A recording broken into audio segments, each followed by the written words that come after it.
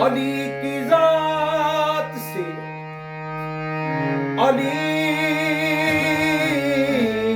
की जात से जो इख्तिलाफ करता है, खुदा की जात को अपने खिलाफ करता है।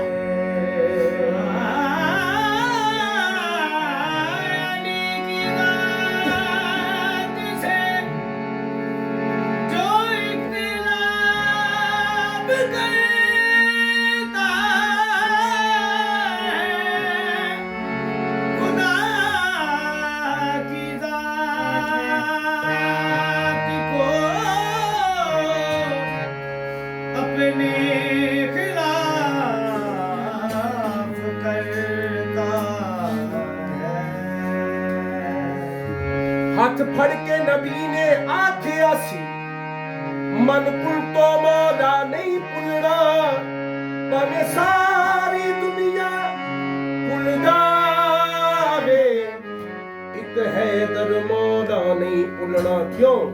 बादज नबी दुनिया उते, बादज नबी दुनिया उते, बादज नबी